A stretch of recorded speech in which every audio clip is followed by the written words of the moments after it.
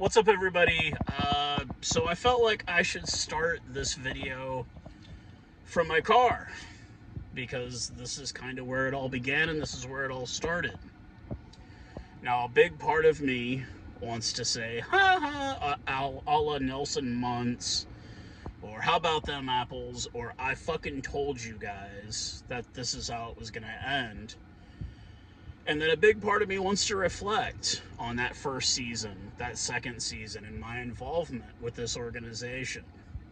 So kick back, crack open a beer, soda, if you're like me and you don't do the alcohol, light up a cigarette. I don't smoke either. And let's kick back and let's talk about the Dallas Jackals, the good times, the bad times, and where it all went wrong.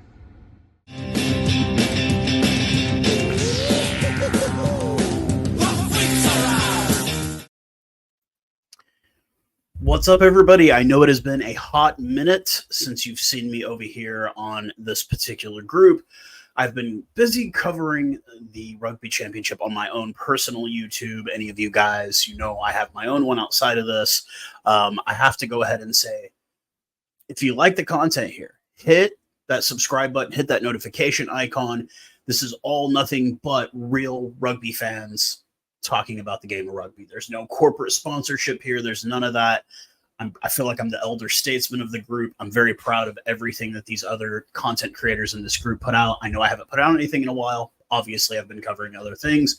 But if you like to hear me talk about Major League Rugby, this is the only place you're going to hear it. I do not do it on the FairWeatherRugby fan channel. I don't. It's only on here. This is the only place you're going to hear the FairWeatherRugby fan talking about Major League Rugby.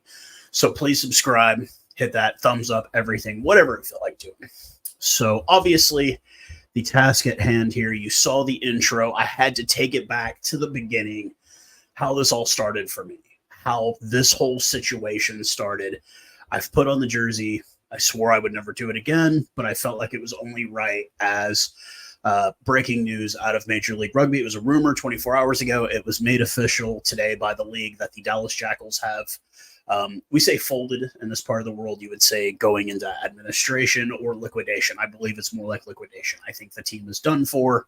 It's not coming back, et cetera, et cetera. But I had a couple of fans and former players reach out to me and say, hey, will you make a statement about this? And like I said in the intro to this video, part of me wanted to say one thing and part of me wants to do the other. So we're going to do both in this video. And we're going to start out with the good stuff. We'll kind of start about how I got started in this whole thing. I made a video of me slicing biltong on a Friday night. I never had any idea that I was going to be a rugby commentator, rugby pundit, rugby content creator, whatever you want to call it. I had no idea that that's what awaited me in this whole thing. I had no idea whatsoever. And this organization gave me my start in that, and we'll start with that. And when it gets to the negative stuff, I'll let you know. If you want to end the video right there, you can. If you just want to end it like that, but we'll get to the good stuff, and then we'll get to the bad stuff, and then we'll get to, in my opinion, where it all went wrong. So let's get started, guys.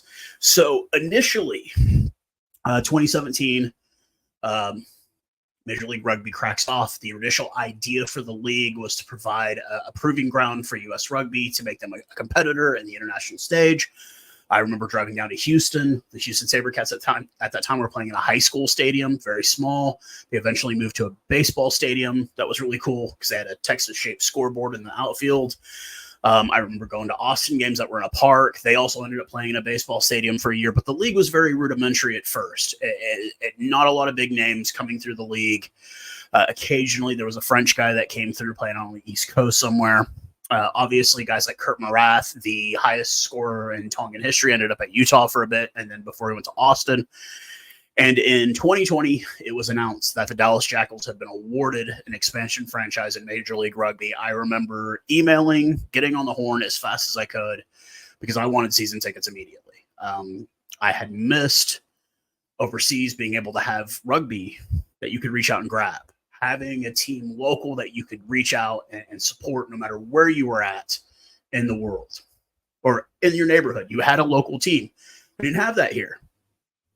So I reached out. I like to think to myself that I was one of the first people, and I tell myself that all the time, and I'm pretty sure I was probably one of the first people to reach out, put a deposit down for season tickets. I was ready. I was excited. Shortly after that, we announced our inaugural coach, Alan Clark, who had coached, was pretty well known in Ireland, the Irish fans here. We started announcing we had the first overall pick. It was going to be Connor Mooneyham, who was a Texas-born rugby player. He's a speedy wing who is now capped with the U.S. national team. We had Vion Conradi, who was a Namibian international, who ended up winning 2 championships with New England and also was a defensive player of the year at one point. So things were looking good. Things were looking good going into the 2021 season. The Dallas Jackals were going to hit the ground running. They were going to do it. It's going to be good. And then, unfortunately, COVID.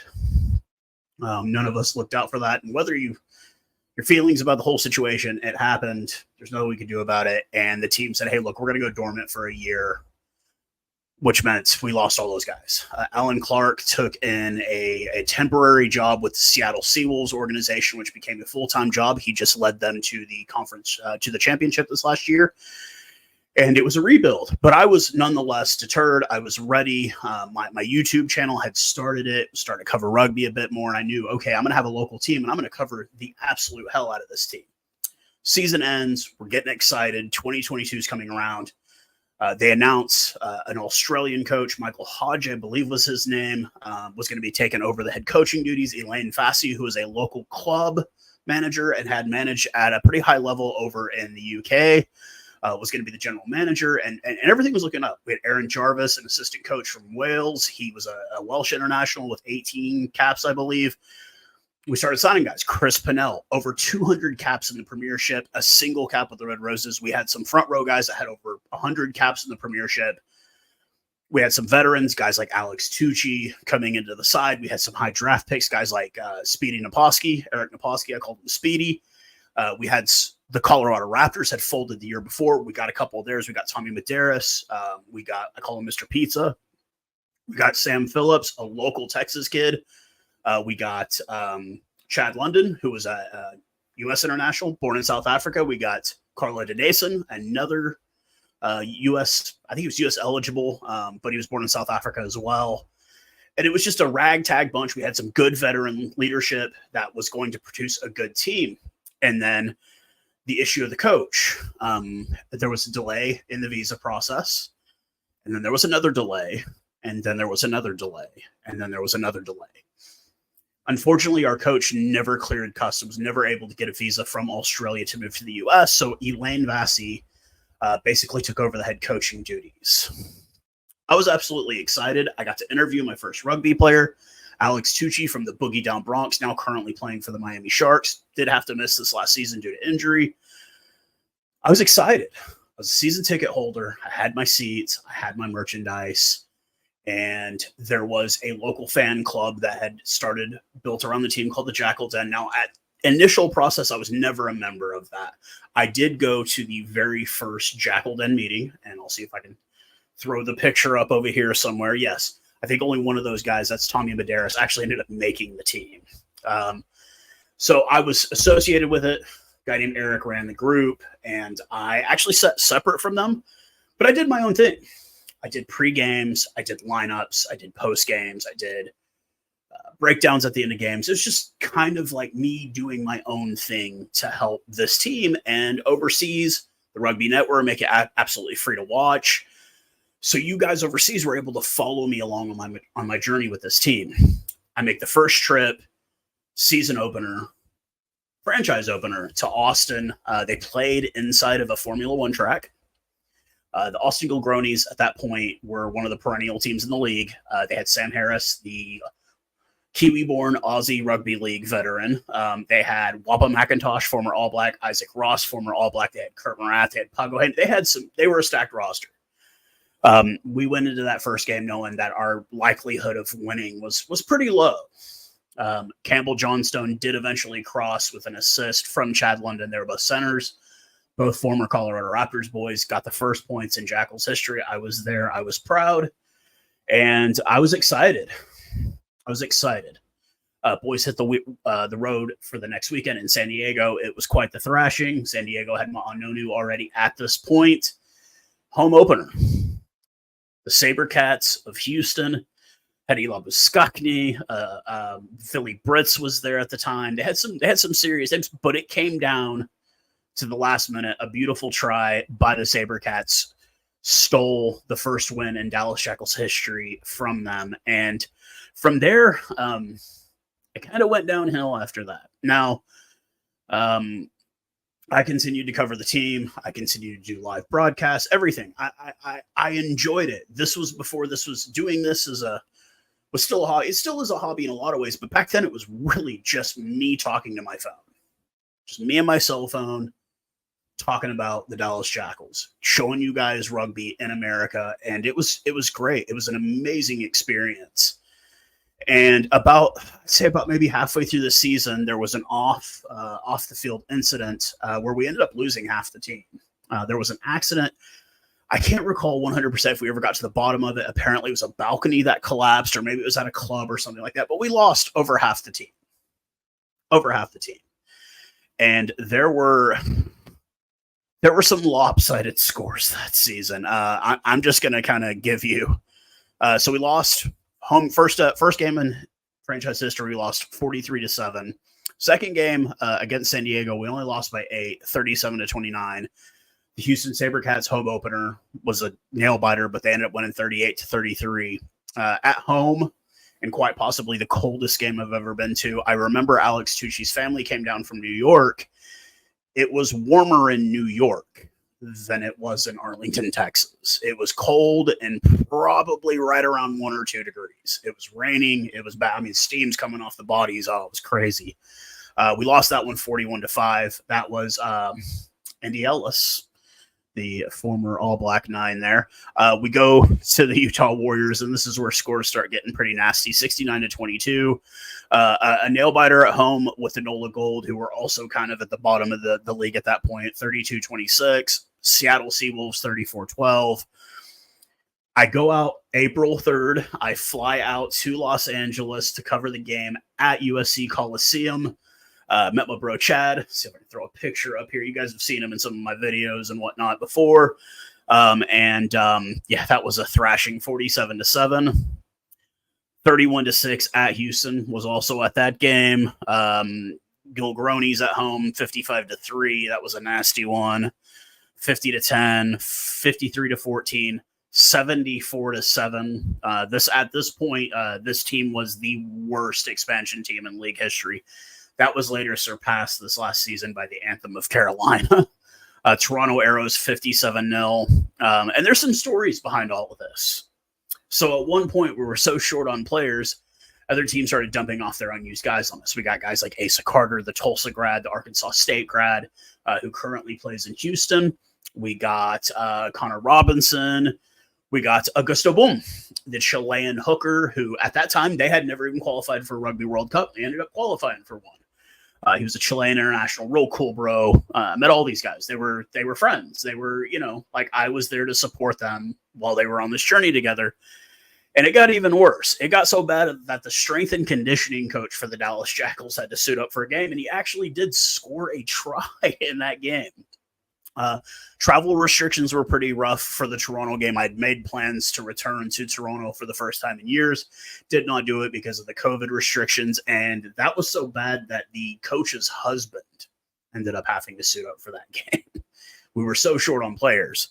LA Giltinis at home was a thrashing, and we ended it 33-5 at home to the Utah Warriors. Future Jackal Danny Christensen was on fire that game. It was embarrassing. But for all that can be said about that first season, I did my first interview with Alex Tucci. I did an interview with Sam Phillips, the local Texas kid, who I'm still very close to this day.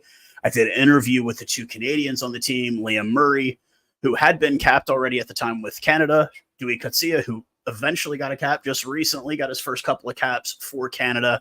The Pretoria-born Dewey Kutsia, he moved to Canada when he was 15, so I don't hold it against him. But it was really fun because it was just me by myself. It was just me by myself. My home life was terrible. I was losing my family. My relationship was falling apart. And I was basically using rugby to try and keep myself from going out of my mind and just losing it.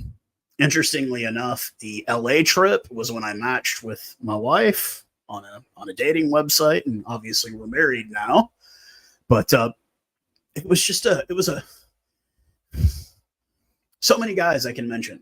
Sean Clark, that was another one. We were so short on wingers. We had the tallest winger in history. We had a 6'8" winger, 6'9" winger. Sean Clark, because he played sevens in college. He currently plays for Colorado, but it was. There's so many guys I met that year. It was so great. Mo Abdulmanam, who was our alternate captain until he busted his knee. Egyptian-born Canadian player. He played sevens in soccer in Canada, and I just met so many. And it was so crazy because the team went 0-16, and I had the greatest time of my life covering these guys. I never gave up hope. Every week, oh, we could win this week. We have a chance. We can win this week. We have a chance. And we were 0-16. It was expansion year. It was the worst expansion in league history. But I had so much fun. I had so much fun doing this. It was so fun. Season ends. I'm ready. Jess is in. She gets a season ticket with me. We're ready for season 2. And right around this time, the Jackal Den, their president is leaving town. He's moving back to Colorado where he's from. And they reach out to me and say, hey, would you be interested in doing this? And I'm thinking to myself, I did all this by myself. Think about what will happen when I now have something behind me to do this. Yeah. How wrong I was. How wrong I was. So, end of season, obviously Vasi's gone. Most of these players are gone. It was just kind of a time to clean house. We get told we're going to get a new coach, Agustin Cavalieri. He is an Argentine-born lock who played his entire career in Italy, domestically in Italy, not for any of the Benetton or any of that kind of stuff, but the domestic leading in Italy. And, prior to that, the prior year, Mario Ledesma had stepped down from the Pumas. And I said, man, wouldn't it be funny? Wouldn't it be funny if he ended up here? He ended up here. I'm going to put the photo up, guys. You guys, it took me like 30 minutes to psych myself up to just even go up and say hi to this guy. The biggest shock was when he wanted to sit down with me and talk about rugby, because he knew I had seen it at levels these people had no idea. Having been overseas, he knew I knew the game, and he talked to me like somebody who knew the game. So, Mario, thank you again, sir. It was absolutely one of the greatest moments of my rugby life. And we get the new uniform launch, and it's just like, oh, we're getting all these, not any big name players, but guys that mostly the guys they were bringing in for that second season were Argentine club level players. Guys like Geronimo Gomez Vara, Lucas Burr, Tincho Elias, Moroni's brother, Matthias Moroni, I guess his brother also plays for the Pumas. The Imhoff brother, not Juan, but Pedro Imhoff. We just had so many guys, and then we had some guys from the previous season that had kind of proved themselves, and we're getting to stick around. And it was definitely a different vibe going into that second season. We felt like, okay, we finally have a real coach, and unfortunately, I'm president of the Jackal Den. I'm doing everything I can to try and replicate what I had done on my own, and I'm getting really no help, but we'll get into that later on. First home game of the year, Houston comes in and just 33-12. It's a thrashing. We were good defensively. Offensively, we had no offensive power whatsoever. We were undersized at wing. We had some decent centers. We had issues. Adrian Carolsa, who had really supercharged the offense in that first season, despite the losing record, he just was not blending well with this offensive style that the new coaching staff had brought in. He's supposed to be a 10. They had him playing at fullback. He's just out of place. He is originally from the Western Cape, Sir Lowry's pass kid, Hottentot Thai graduate. I did eventually get to interview him. It was the only interview I got. We lose the first game 33-12. Second game's on the road. We go meet at a local English pub. It's a joke here. Like, they think this is it's nothing like an English. It's what an American thinks an English pub is. But yeah, that one comes down to missing kicks. Adrian Carrollsa has a horrible day off the tee. We end up losing 33-25 to Utah at Utah. Come back home. Seattle Seawolves, another perennial powerhouse in the league, take the loss there. Go to Snapdragon Stadium. They blank us 22-0. This was Ma'anonu in his prime, still in this league. Chicago Hounds, the other expansion team, we end up falling to them by just 2 points, and it looks closer and closer. Very next week at the eventual league champion, Free Jacks, New England Free Jacks. We only lose by a single point to them. And then on April 1st of that year, the Dallas Jackals make history by getting their first win ever, and it's at home in front of a great crowd. Unfortunately, Jess was sick and did not make it to the game that night, but they win 14-11 over the Toronto Arrows, who would eventually fold in the offseason. Couple good games in between, but this is about where I start realizing things, and this is kind of a dark thing, but I just feel like saying it. I felt like when it was me by myself doing it, I got a lot more help from people. But when I became the head of the Jackal Den, all the doors were shut to me. And in hindsight, after what I saw this last season, yeah, it was me. They didn't like me. And based on what I did at the end of all of this, I don't blame them. I don't blame them one bit. So season ends with 2 wins. We go and greet the team at the airport at the end of the season, or after the second win at Rugby ATL. We greet them at the airport, and this is where I'm starting to notice things really badly. There was an incident earlier in the season where the team's chiropractor had gotten on our Facebook group, which was a private Facebook group, and tried to, I guess, troll me.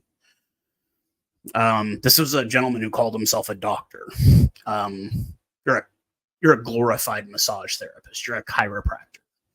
You don't cure anything by cracking people's backs. It's not medicine. You're a massage therapist. That's besides the point. And we're kind of, I'm starting to just notice things. And was this me? Maybe, like I said, maybe it was me.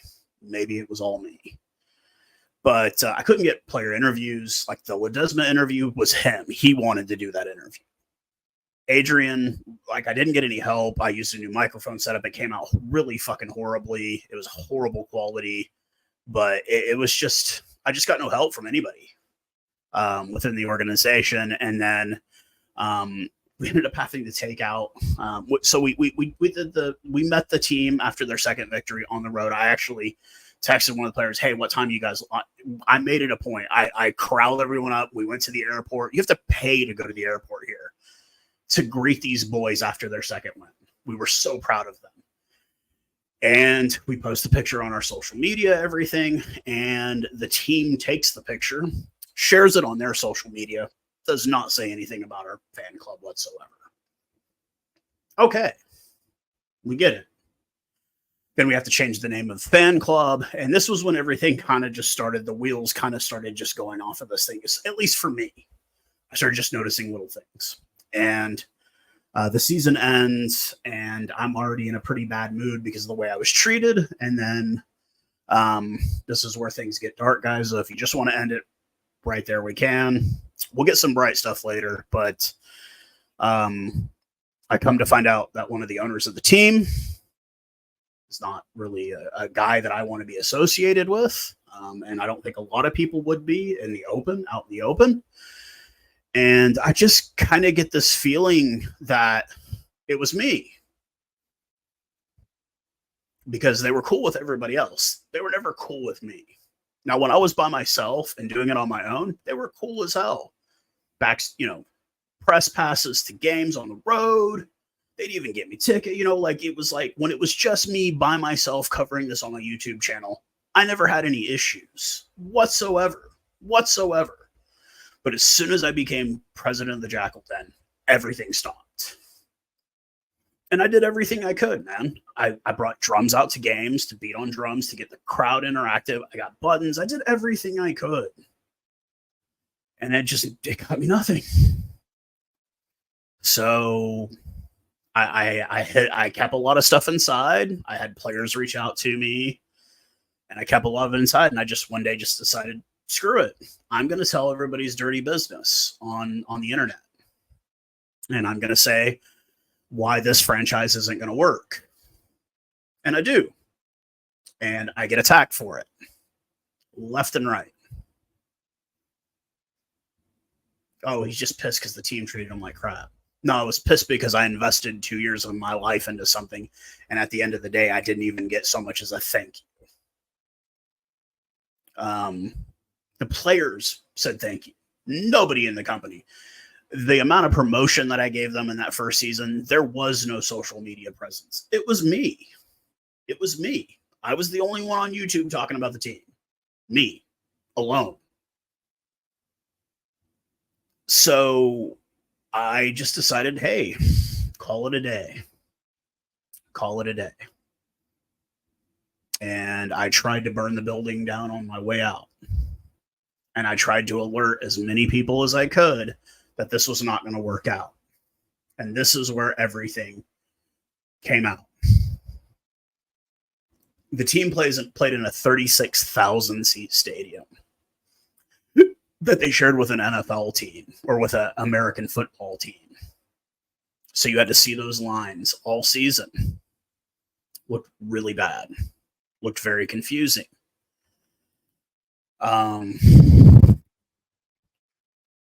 You average 15 to 1,800 a game in a 36,000 seat stadium.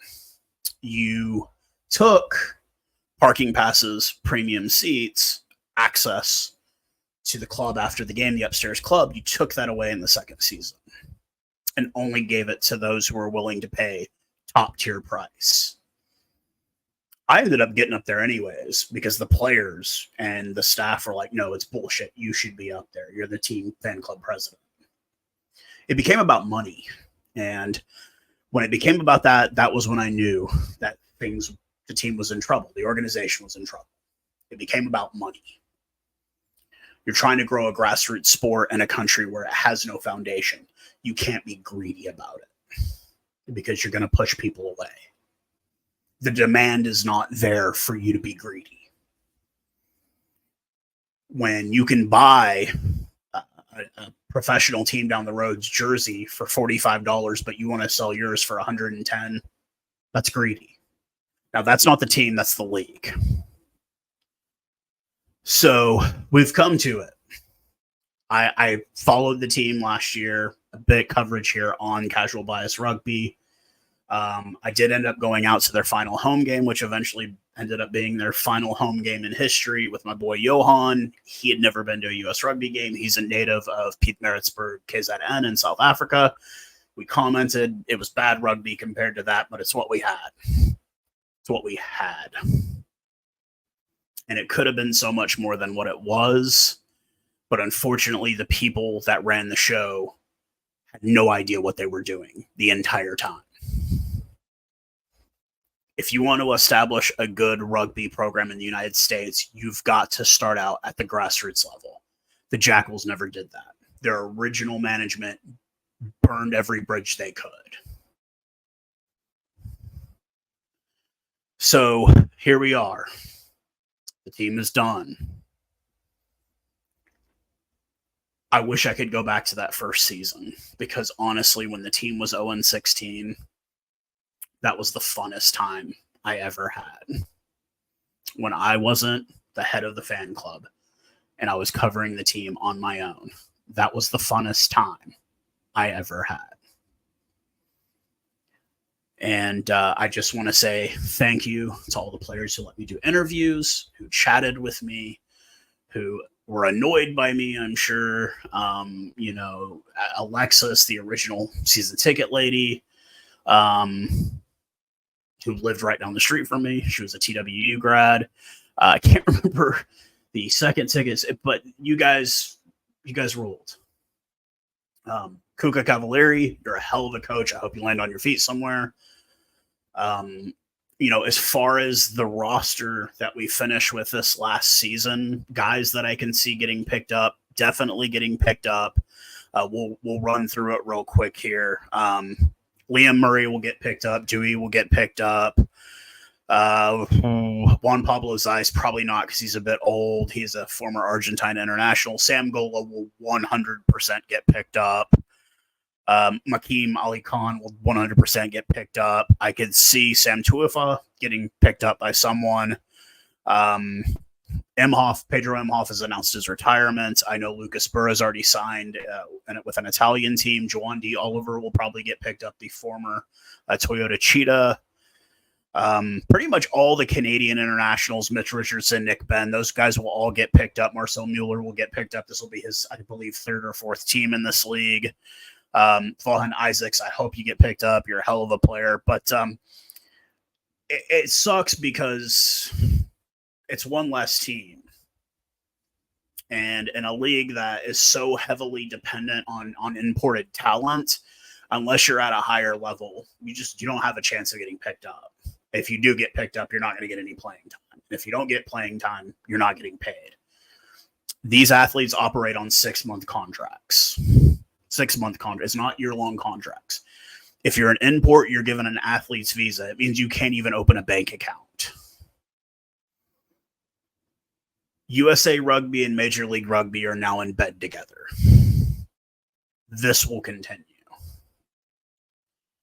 And it's already becoming heated on the internet as to whether we will still be awarded the 2031 Rugby World Cup.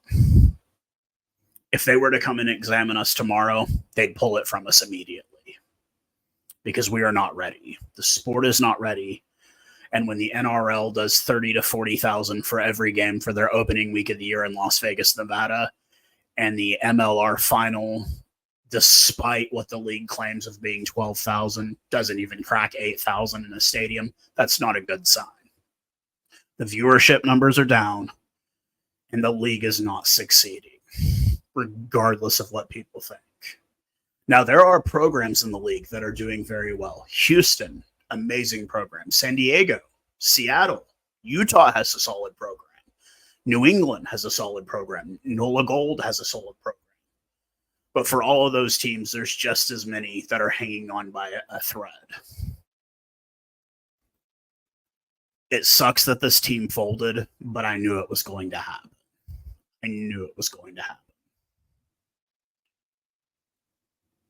Once again, thank you to all the people I met, friends, fans, players. You made it a very memorable experience. But at the end of the day, I knew it was going to end. And I knew it was not going to be pretty when it did. You put your faith in people with horrible morals and horrible values, and this is what you're going to get every single time. So once again, thank you to all the friends, the fans, and players. And for the higher-ups that ran this into the ground and had no idea what they were doing, I hope you have gas. I have no sympathy for you. Because you had no idea what you were doing, and you ran this whole thing into the ground. So that's my bit on that. Thank you guys for watching for the last 30-plus minutes. I appreciate it. And I'll talk to you guys again very soon.